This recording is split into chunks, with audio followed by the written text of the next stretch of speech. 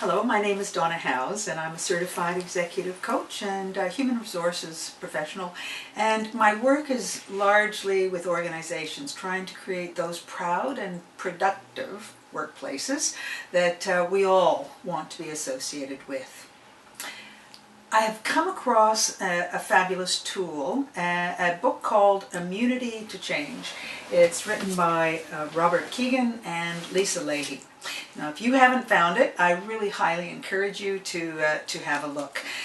What I wanted to share with you today is some of the insights that I have had from this work.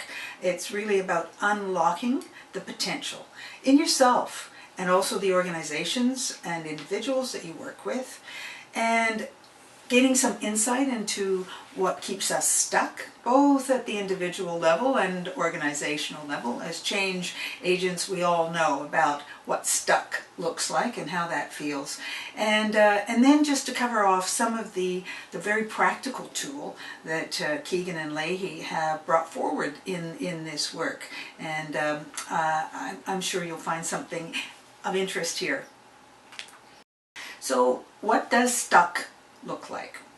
In my experience, what it looks like is, at an individual level, really not knowing how to move forward, and maybe below that, not knowing whether you want to move forward.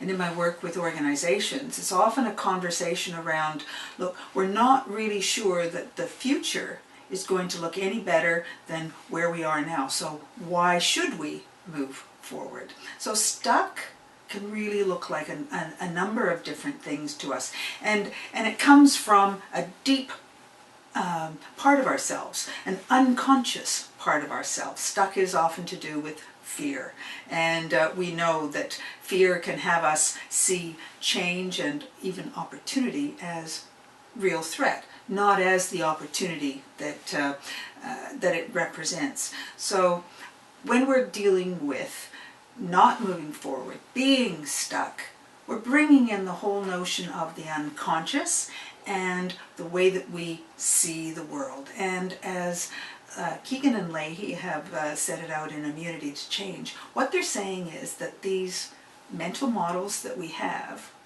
keep us stuck and keep us immune from the risks that change represents. We all understand that as change agents. So what is the next step? What is the way of helping us move forward? Well, what Kegan and Leahy have researched, and they've done 30 years worth of research on this, and so we can trust what they have found within the organizations that they have studied, is that there's a hidden dynamic within the organization. And you know, I'm really talking about this being interchangeable between the personal and the individual level, and also within the organizations and group level. So we can really see those as interchangeable for the purposes of the discussion here about the immunity to change that we all experience as humans. Now, if we could understand what it is that our assumptions are about the risks of moving forward, if we could understand what it is that we are assuming is going to be the real danger to us, Kegan and Leahy have found that understanding what's underneath the assumptions is really a very powerful way of unlocking, unhooking us from the stuckness that we have. So it's this pursuit of greater understanding and seeing some possibilities. Those are the things that are really powerful in helping us at an individual level and also organizations to move forward. So here is the actual immunity to change process. It's a map, in a sense, and it starts with, and I'll just reach here for the tool. This is a tool that starts with, you'll probably just see it on the screen right now. It starts with having an individual connection to a reason to change. And really that starts with a commitment to ourselves, a commitment to improving something, either for ourselves or our organizations. So the very first thing in helping us move forward is to set the goal. What is it that I want to change? Who do I want to be? How do I want to be different? How do we want this organization to be a better place for everyone? So, very important. Pick the right goal. Have it meaningful. Make sure that it has a connection to people. And in order to arrive at that, you may have to check in with a number of people to find out, what is it that I could get better at? Or what is it that we could get better at? So as change agents, we're all aware of the power of checking into to people within an organization to get the feedback and get the focus. The very first thing is picking the right improvement goal. The very next thing is to understand what is it that I'm doing. Very practical approach Kegan and Leahy have come up with here. Let's have a look at what it is that I'm doing and what it is that I'm not doing currently toward achieving this goal. So this is where some of the reflection comes in. I might find out that I am sabotaging. We are not putting our energies toward, collective energies toward this goal. So the list here, second column, becomes what am I doing and what am I not doing toward achieving this goal. The tip really is to be really specific about the behaviors, the beliefs, and as we know, these are all of the things that contribute to our mental models. So here we are, in a really painless way, digging deep, getting closer and closer to the unconsciously held assumptions and beliefs that are having us stay stuck. Column 3, I love column 3. Column 3 is the heart of the matter. Column 3 is about understanding what is it that is really troubling me here. So, change, we understand, immediately conjures up threat for all of us.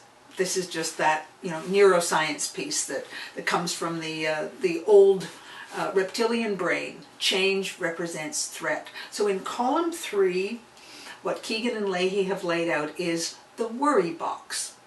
In column 3, what you allow yourself to capture is what are all of the things that I'm actually worried about here. Identify what the threats are. What is keeping me concerned about this? A question to ask yourself here is, if I imagine myself trying to do the opposite of what it is that I feel my improvement goal is, what's the most uncomfortable thing that comes up for me? So this is work that you can do at an individual level and with a group. What a great dialogue to have with your team. What is it that is really at the heart of the issue here for us? What are we really concerned about? What are the assumptions that we have? So that's column 3. This is the hidden, competing commitment that we have. Let's just lay it out another way. We say that we want to move forward. We say that we want change, and this is what we want for ourselves. But something in our way of being is actually keeping us back here, stuck, not moving forward. So there's the gulf. What is it that we're really committed to? If we're not committed to this, we must be committed to the other hand. So understanding what it is that's keeping us, what are the assumptions that's keeping us stuck, that's really what the third column is about. Let's move on to the fourth column. This is the big assumption that underlies the worry that you have, that you identified in column 3. The assumption is often connected to something that says, uh-oh, if I do this, if I make this change, something really actually bad is going to happen. And in Kegan and Leahy's world, that's called the big time bad. Once you've understood what the big time bad is, now you have greater awareness of what it is that's the good purpose behind keeping yourself from moving forward or keeping the organization from moving forward. Having all this knowledge is one thing. What do you do about it is the other. The last column is all about putting together a very practical, measurable test, something that would be safe and modest. The acronym that's used is SMART. It's safe, modest, actionable, research focus. So really not for an outcome, but for just finding out, if I try to do this a little bit differently this time and I get this result, what do I think about that? What's interesting about that? So a research focus, keeping yourself curious and open to finding out. After all, what you're trying to do is stretch. You're not trying to give yourself a pass-fail. What you're trying to do is give yourself something that is new to yourself, a new experience, and something that will give you data about the mental models that have been keeping you stuck. And that's you, the organization, you, the individual, and the T is for test. I think what I'd like to leave you with today is that we've covered the map. It's a practical tool, and from my own experience, it's a journey, as we all know. And it's certainly one of the tools that, from a coaching and an OD perspective, is worth having a look at. Thanks for joining today. I'm Donna Howes, and look forward to connecting with you through BCODN.